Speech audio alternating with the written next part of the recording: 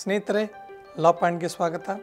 ನಾವು ಹಲವಾರು ದಾಖಲೆಗಳು, ಬಹಳ ಮುಖ್ಯವಾದ ದಾಖಲೆಗಳು ಈ ಆಸ್ತಿ ಖರೀದಿ ಸಂಬಂಧದಲ್ಲಿ ಎಷ್ಟು ಮಹತ್ವಪೂರ್ಣ ಅನ್ನೋದ್ರ ಬಗ್ಗೆ ಚರ್ಚೆ ಮಾಡ್ತಾ ಇದ್ದೀವಿ. ಅದರಲ್ಲಿ ಬಹಳಷ್ಟು ದಾಖಲೆಗಳು ಎಷ್ಟು ಇಂಪಾರ್ಟೆಂಟ್ ಆಗ್ತವೆ ಅಂತ ಈಗಾಗಲೇ ನಾವು ತಿಳ್ಕೊಂಡಿದ್ದೀವಿ. ಇನ್ನು ಈ ರೀತಿ ಎಲ್ಲ ಇಂಪಾರ್ಟೆಂಟ್ ಡಾಕ್ಯುಮೆಂಟ್ಸ್ನ ನೋಡಿ ವೆರಿಫೈ ಮಾಡಿ ಕೂಡ ಹಲವಾರು ಬಾರಿ ನಾವು ರಿಜಿಸ್ಟ್ರೇಷನ್ ಮಾಡಿದಾಗ ನಮ್ಮ ಒಂದು ಕಣ್ತಪ್ಪಿ ಏನು ಹೇಳ್ತಾರೆ, ಟಿಪೋಗ್ರಫಿಕಲ್ ಇರ್ಬೋದು ಅಥವಾ ಇನ್ಯಾವುದೇ ಒಂದು ಮಾಹಿತಿ ಕೊರತೆಯಿಂದಾಗಿ ಕೆಲವು ಒಂದು ತಪ್ಪುಗಳು ಆಗುವಂಥ ಸಾಧ್ಯತೆಗಳಿರುತ್ತೆ. ಉದಾಹರಣೆಗೆ, ನಾವೊಂದು ಸೇಲ್ ಡೀಡ್ ಮಾಡಬೇಕಾದ್ರೆ ಈ ಪೂರ್ವದಿಂದ ಪಶ್ಚಿಮಕ್ಕೆ ಎಷ್ಟಿದೆ, ಉತ್ತರದಿಂದ ದಕ್ಷಿಣಕ್ಕೆ ಎಷ್ಟಿದೆ ಅಂತ ಬರಿಬೇಕಾದ್ರೆ ಟೈಪ್ ಮಾಡಬೇಕಾದ್ರೆ ಇಲ್ಲಿದ್ದು ಅಲ್ಲಿಗೆ, ಅಲ್ಲಿದ್ದಿಲ್ಲಿಗೆ ಒಂದು ಟೈಪ್ ಮಾಡುವಂಥ ಒಂದು ಸಾಧ್ಯತೆಗಳಿದೆ.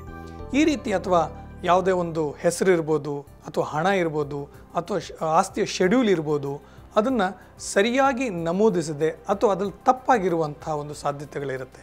ಹಾಗಾಗಿ ಈ ರೀತಿ ಆಗಿಬಿಟ್ರೆ ಏನಾಗುತ್ತೆ, ಸಬ್ಸಿಕ್ವೆಂಟಾಗಿ ನಮ್ಮ ಗಮನಕ್ಕೆ ಬಂದಾಗ ನಾವು ಎದೆಗುಂದುವಂಥ ಒಂದು ಅವಶ್ಯಕತೆ ಇಲ್ಲ. ಸ್ನೇಹಿತರೆ, ನೀವೇನು ಮಾಡಬೇಕು, ಮತ್ತೆ ಒಂದು ಯಾರು ಆಸ್ತಿ ಮಾರಾಟ ಮಾಡಿರ್ತಾರೆ ಅವ್ರ ಬಳಿ ಹೋಗಿ ಅವ್ರಿಗೆ ಎಕ್ಸ್ಪ್ಲೇನ್ ಮಾಡಬೇಕಾಗುತ್ತೆ. ನೋಡಿ, ಈ ನಮ್ಮ ಒಂದು ಕಣ್ತಪ್ಪಿನಿಂದ ಅಥವಾ ಒಂದು ಟಿಪೋಗ್ರಫಿಕಲ್ ಏರಿಯಾದಿಂದ ಈ ರೀತಿ ಒಂದು ತಪ್ಪಾಗೋಗಿದೆ, ಹಾಗಾಗಿ ಇದನ್ನು ಸರಿಪಡಿಸಬೇಕು ಅಂತಂದ್ಬಿಟ್ಟು ಮತ್ತೆ ಅವರನ್ನು ನೀವು ಸಬ್ ರಿಜಿಸ್ಟ್ರಾರ್ ಆಫೀಸ್ಗೆ ಕರ್ಕೊಂಡೋಗಿ ಒಂದು ದಾಖಲೆ ಮಾಡಬೇಕಾಗುತ್ತೆ. ಅದೇ ರೆಕ್ಟಿಫಿಕೇಷನ್ ಡೀಡ್ ಅಂತ. ಈ ರೆಕ್ಟಿಫಿಕೇಷನ್ ಡೀಡ್ ಮೂಲಕ ಯಾವುದೇ ಒಂದು ತಪ್ಪಾಗಿರ್ಬೋದು ಅದನ್ನು ನೀವು ಸರಿಪಡಿಸ್ಕೊಂಡಾಗ ನಿಮಗೆ ಮತ್ತೆ ಅದನ್ನು ಆಸ್ತಿ ಏನು ಪಡ್ಕೊಂಡಿರ್ತೀರ ಅದಕ್ಕೆ ನೀವು ಲೀಗಲಿ ಓನರ್ ಆಗ್ತೀರ. ಈ ರೆಕ್ಟಿಫಿಕೇಷನ್ ಡೀಡ್ ಮಾಡೋದಕ್ಕೆ ಭಾಳಷ್ಟು ಏನು ಫೀಸ್ ಇಲ್ಲ ಸ್ನೇಹಿತರೆ, ಬಹಳ ಒಂದು ಕಡಿಮೆ ಮೊತ್ತ ಇರುತ್ತೆ. ಆದರೆ ಯಾರು ಆಸ್ತಿ ಮಾರಾಟ ಮಾಡಿರ್ತಾರೆ ಅವಾಗ ಯಾರ್ಯಾರನ್ನ ಅಲ್ಲಿ ಬಂದು ಸೈನ್ ಮಾಡಿರ್ತಾರೆ ಪ್ರತಿಯೊಬ್ಬರು ನಿಮ್ಮ ಮುಂದೆ ಬರಬೇಕಾಗುತ್ತೆ.